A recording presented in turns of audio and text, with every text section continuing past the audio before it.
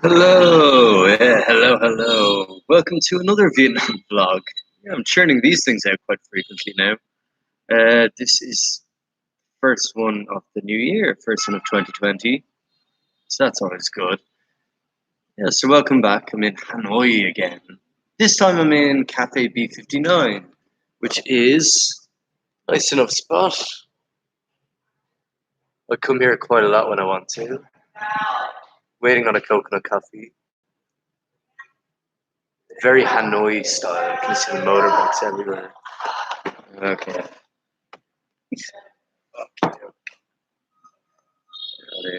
Yes, again. Here we go. Oh, scary. B59. They do great coconut coffees.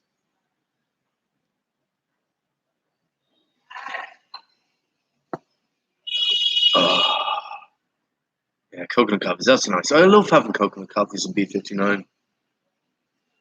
It's Thursday afternoon. My tendency is that I start in the morning, two, three classes, and then I have a good 3 hour chunk from 11 until 2. I have 3 hours to just burn. And it's like, that's what I do. So it's like, okay, let's go coffee shop, get some coconut coffee. Let's do lesson plans and whatnot. Something I need to do today, which is kind of annoying.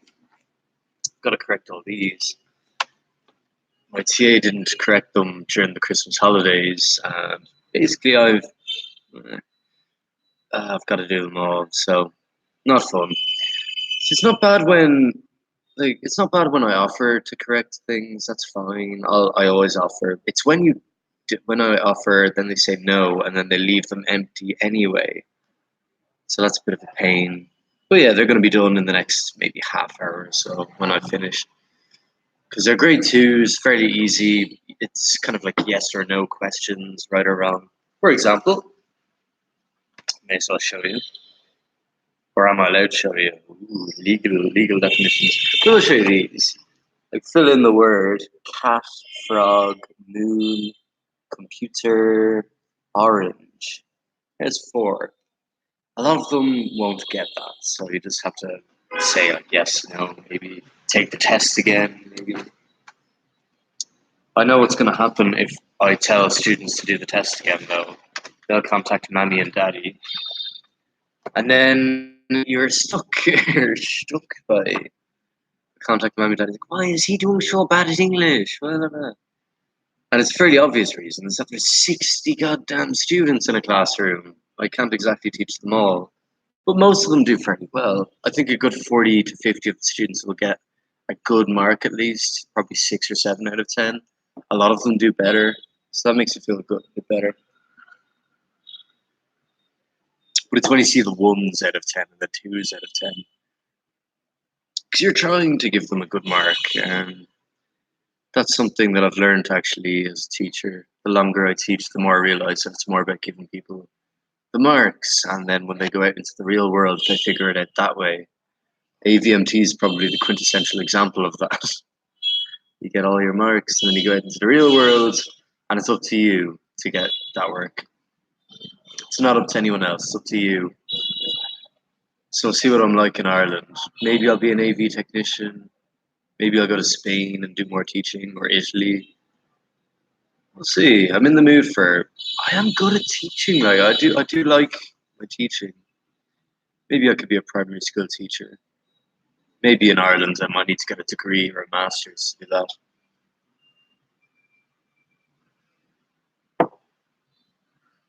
By then they'll be 35, so we'll see. Yeah, being a primary teacher wouldn't be too bad. A full-on teacher in Ireland. I mean, if I can handle 60 students, I'm not sure how bad it can be against 20 students in Ireland. Maybe 30, 20 to 30 students. And just give them a bit of fun, have a bit of crack. We'll see. Times have changed since 2008. For all I know, it could be an entirely different curriculum, an entirely different syllabus. They don't hire men anymore, maybe. I remember back in the day in 2008, like, my teacher said, "Oh, they hire primary school teachers because you're a man." It's like, what? Really? There's an age discrimination thing. There's a gender pay gap, maybe.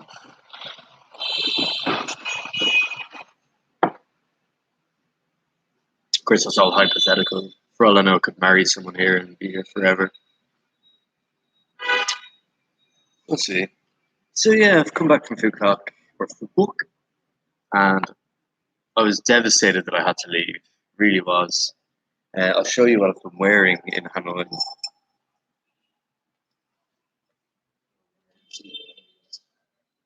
This is my default outfit for when I'm outside in Hanoi. It is terrible that I have to wear this every morning and every evening when I'm on the grab bike back. But that's how it is. So I need shades to protect from the dust, and I've got the mask to protect from just the general smogginess of Hanoi. I landed in Phuket, landed back here, and I felt terrible that I didn't bring a mask. It was outstandingly bad last Sunday when I landed. It almost had me to tears just thinking about I'm probably inhaling a lethal dose of smog. Um, Hanoi really needs to get it. If there's one resolution Hanoi could do with, apart from the Formula One circuit, it's to get its act together with smog. It's just terrible. It's suffocating. And yet people say, "Oh, it's part of the character that it's intentionally thick and deep, and you'll do that." But no, no. I think I'll actually breathe some good air, please. Here's probably a great example of the smog. Yeah, this isn't fog. This is smog, and the camera can only take so much of it. This was outside the Lottie Tower. Yeah, outside the Lottie Tower. This is last night.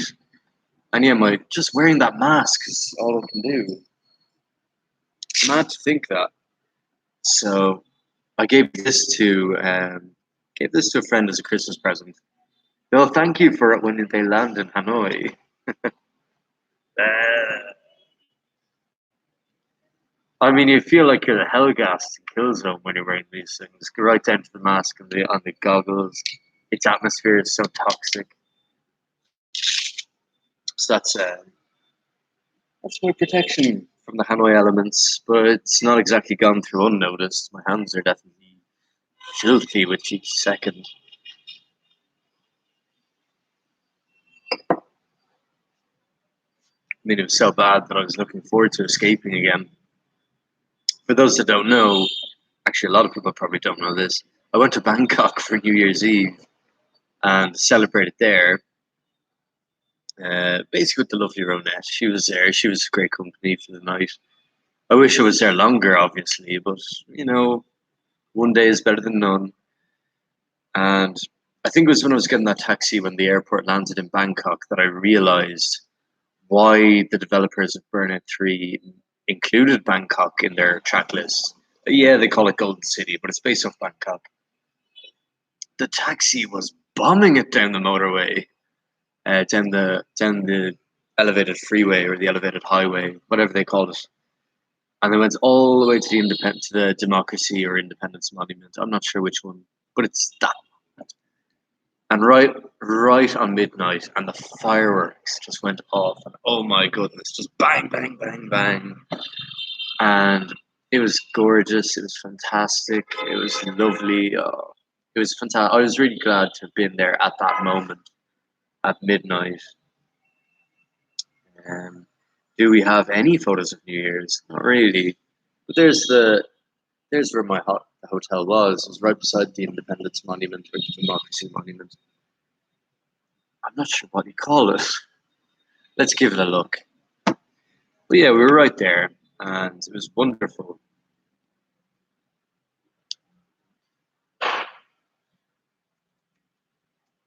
So went there, and then went with Rona to Khao San Road, which, if you can believe it, Khao San Road was even crazier than it was last time. And of course, I went to the scene of the crime, saw where Jack lost his ATM card, saw where Oren passed out in Subway, slowly slumping down the table. Okay, Democracy Monument is what it's called. But yeah, Bangkok. It was okay this time. It was certainly less reckless than last time. But I feel like I've seen it all in Bangkok. I know that's not true. I've definitely not seen it all, but it felt like I've done the things I would want to do in Bangkok. Um, Khao San, the temples, the curries and the pad thais. Although this time the pad thai was pretty rough on the body, so it wasn't that great this time. But I did enjoy my pad thai and my Leo, my can of Leo, and my can of Chang. And so I brought a can of Leo back to Hanoi. I'm sort of doing a dry January to an extent. I'm doing dry-ish January. I'm going to stop. I'm going to give in a Tet holiday, and then I'm going to start drinking the beer again. Because I know the BME teachers tend to drink a lot, but I know here I'm just chilling out and taking coffees, Fantas, any sort of fizzy drinks. And besides, the only beer I've had since Phuket was just in Bangkok, and it was only two. It was one Leo and one Chang. So I don't really. For me, that doesn't count. Like it's in Thailand. It's not Vietnam, and they're two beers. Like a normal day in Hanoi, I could go through two beers any day of the week, and it wouldn't fuss me. But yeah, now 2nd of January. So in let's see, 1, 2, 3. Yeah, I've gone 6 days. Two beers in 6 days. That's not bad going by my records. I probably should put a bet on with Jack. Jack's putting the dry January as well.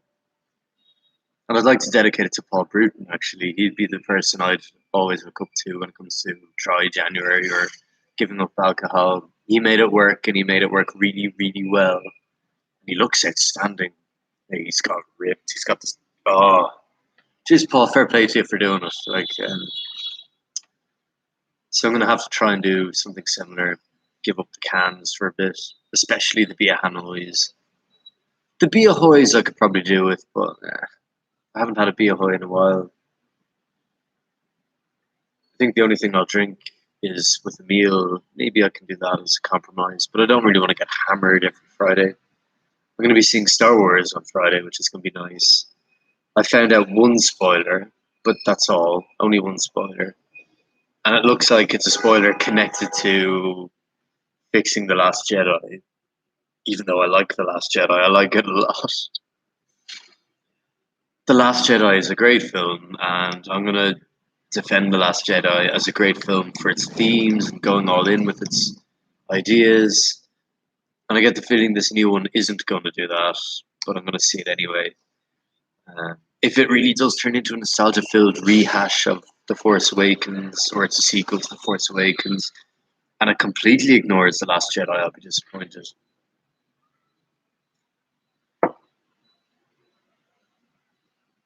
We'll see, we'll see.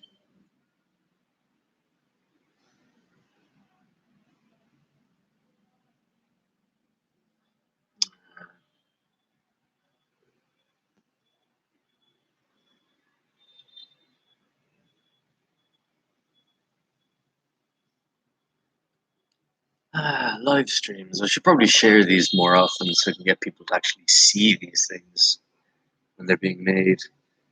Yeah, what can you do? So, what are we doing today? Well, today, John. John. Man, I forgot my shoes. I'm in Surrey. So, things that I need to sort out with myself. Ooh. Ooh. I've got another thing to write down in my diary. That's something I can write in. Something I've got to do. I found my visa papers from a long time ago. The company, not the company, bank, MB Bank. They've been looking for my very first visa for months, for a good month now. And I finally found it when I was looking for the Bangkok Thai Baht. And it's like, oh, there's my visa papers. So now that I've got it, I can send it to them. Maybe they can give me a Visa debit card so I can actually pay for things online. Wouldn't that be nice? And, instead of getting cash. The lovely folks, like It wouldn't be Bangkok without me missing something, because the last time I was in Bangkok, I lost my phone. This time around, the ATM swallowed my Ulster Bank card, so I've had to cancel it very quickly. And now it's somewhere in Bangkok. It's going to be destroyed. Oh, it's disappointing. It's frustrating when that happens. Ronet said it was karma for me being a bit mean, talking about Jack and his woes with the machine. I won't. Okay, I'm gonna have to do. Maybe I'll do a Vietnam vlog on Twitch. Something where I can add photos of my adventure. That might be a cool thing to do. It. So I'm wondering what it's like in Ireland right now for New Year's. I'd love to hear people's opinions on what New Year's is like, what they did, what did they get their New Year's kiss, maybe. Oh, that's something I haven't had in a while. That's a shame. Yeah, Louisa Brack. She was the last woman I kissed on New Year's Day. So that's a bit sad. That's New Year's and Tet included. So imagine that. I think about her a bit, but well, we're in Vietnam. We're in Vietnam. We have to do our thing. And then when I come, I'm not sure where I'll go after Vietnam. I feel like I'm finished up with Hanoi. I like Saigon. I'd love Da Nang just to live there. Not necessarily with teachers, just to be by the beach. Hoi An, Da Nang. I'd love to be with Mimi actually. She was a very welcoming guest. If Mimi was still in Phu Quoc and I was working, I would actually consider working online there for a few months. The other thing is that Mick and Rob are considering coming to Southeast Asia for the summer. That would delay my plans to go back to Ireland considerably. I'd definitely help them out for a few months. What that entails, I don't know, but I would like to help them out. If Mick is going to go to Thailand, then maybe I could work online in Chiang Mai and just chill. But I would have to work 7 days a week. Good.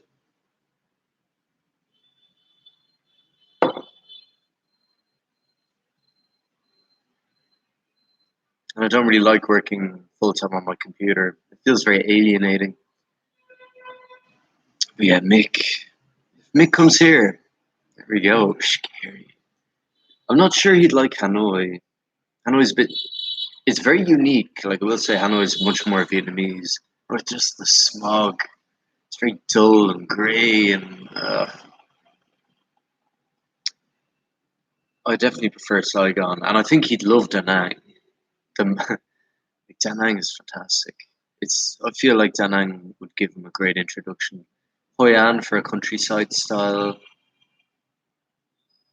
Uh, yeah, the gears are turning in my head as to what I'll do with him if he comes to Vietnam. If he goes to Thailand, fair enough. I'll work in Vietnam for maybe another month with Mimi. I keep thinking of Mimi. If I work in Phu Quoc with Mimi,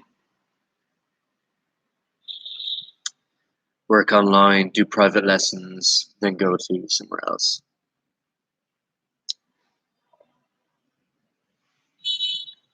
Would I work in Thailand? That's a question. That's a question. But I would work online. I would work online. Because I'm not sure how the work permits and everything go. Maybe I'd go Laos actually. Cambodia would be worth it if I found a Wi-Fi signal.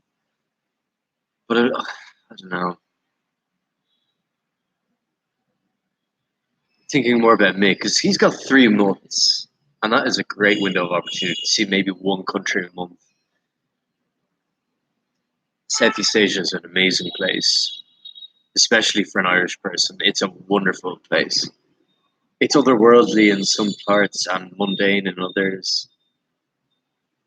But I told myself that I'd give up Hanoi the minute Hanoi stopped interesting me, and it hasn't stopped interesting me. There's always something weird and wonderful, and not always in a good way. I mean, I nearly got hit by a bus last week. Yeah, and for some reason that didn't make any of my Facebook news feeds. Like the motorbike, literally just the bus is oncoming and felt like burnout, and yet it didn't register to me as a life or death scene. It was just another thing that happens in Hanoi that you nearly get killed every day on a bike, or at least hospitalized.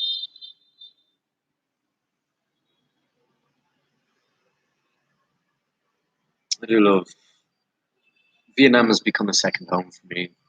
It's not necessarily the greatest country. Okay, it is for me. It's probably I'd argue it is the greatest country in Southeast Asia, but I haven't been to Malaysia or Singapore yet, so I need to judge them or Indonesia or the Philippines. Ronette's my only kind of connection to the Philippines. Philippines and Jaro, of course. Jaro is awesome. I miss Jaro. Jaro, if you're ever watching these lives, give me a message. Tell me how great this place is, bro.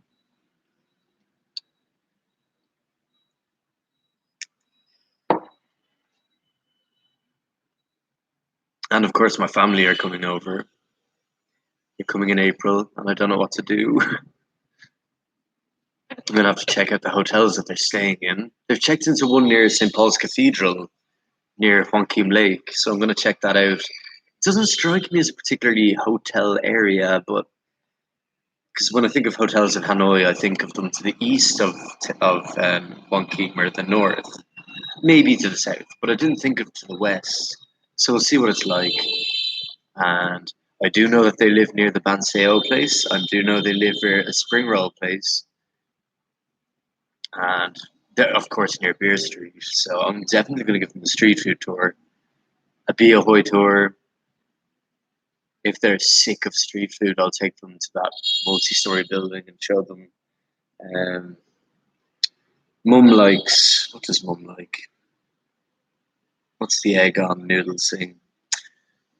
I'll get it because I know it. It's a Malaysian dish. Oh, I remember. I'm not sure what the I'm not sure what they think with sambal.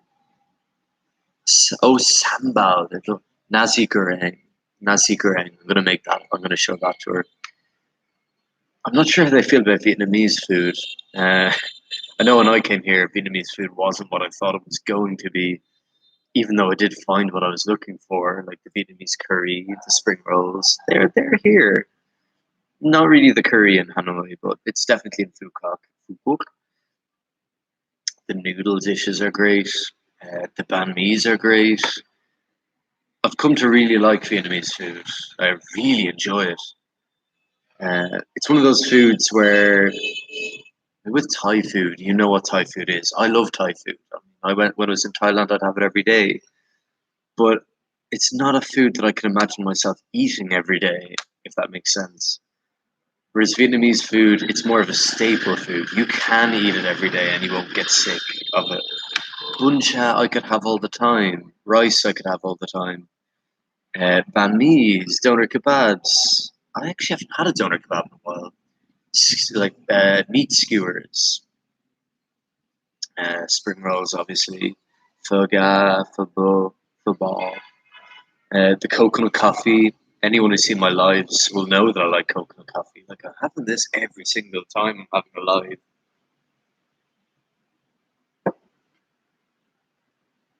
Yeah, coconut coffee and a few other things. So it's not too bad. I'll miss Vietnamese cuisine. Yeah, if Mick comes here, that will throw a spanner in the works. Maybe I don't know. If he's here for 3 months, fine. I'll probably stay here for 3 months. But I could work for another year in Hanoi, and then next thing you know, my life is in here forever. I think I've been looking at teachaway.com. I know China offers a large salary, but China just I don't know. Like I'm too aligned with Hong Kong to go with China. Middle East maybe could try Dubai, Kuwait. Although Kuwait, I looked up the smog indicators, Apparently, the capital of Kuwait. Let's look it up.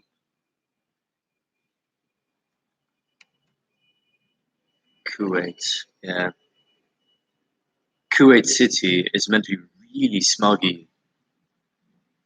They're really smoggy. I'm a bit scared by that. It's somehow smoggier than Hanoi. Sandstorms occur during the Shamal wind. Yeah,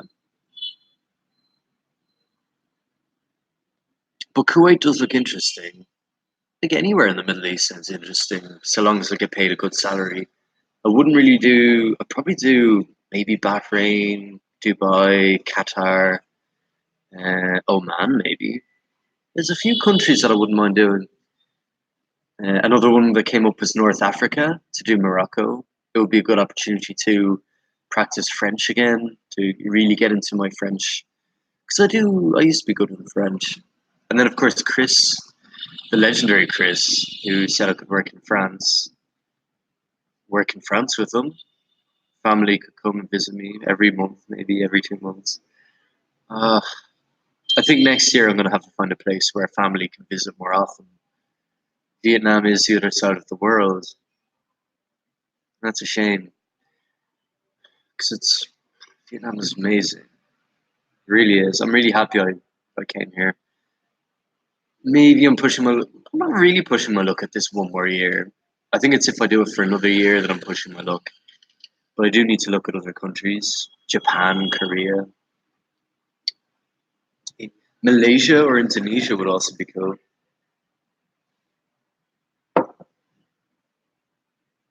I think my final frontier would be probably Australia. But if I work in Australia, it would be an AV technician job, I think, or a multimedia job, Photoshop job, multimedia type things. Um, Digital designer. That's it. I think that would be the best for me, I guess, when I go back to Ireland, because ESL teachers are having a rough time in Ireland. I wouldn't necessarily think of it as a great place to work. Let's see, what are the salaries actually? What is the ESL salary in Ireland?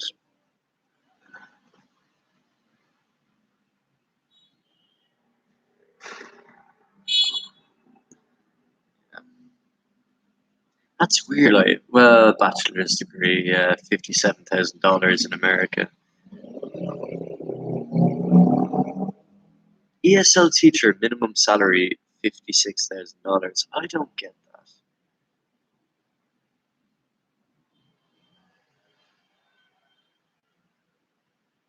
I'll look at that later. But yeah, the base rate is €20 an hour. That's about right. When I think of Ireland, €20 an hour is what I'd be looking at.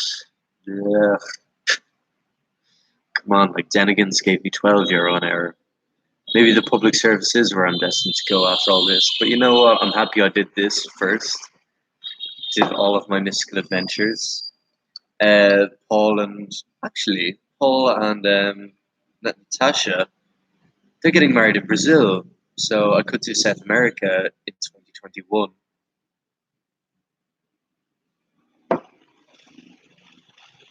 Wouldn't that be something? I wouldn't really want to work in Brazil. Maybe Chile, Peru, Argentina. There's three countries. And I said I'd only do those countries if I was really, like, really out for them. And Brazil looks like the place to do it. So yeah, that's yeah, 2,000 euro a month. Ireland is not really ESL territory. Public sector, I think, to Paul's job. He's wise enough to do it. I wonder what it's like to be public speaking though. It's just I teach a thousand. I think I teach 2,000 students a week, so maybe it's worth it. Anyway, I think we'll finish the live there. So we got the half-hour mark. If you watch this in the future, it's good to see you. Leave me a message, see if you're having any crack. Hope you had a new year, a good new year. And until next time, so long for now.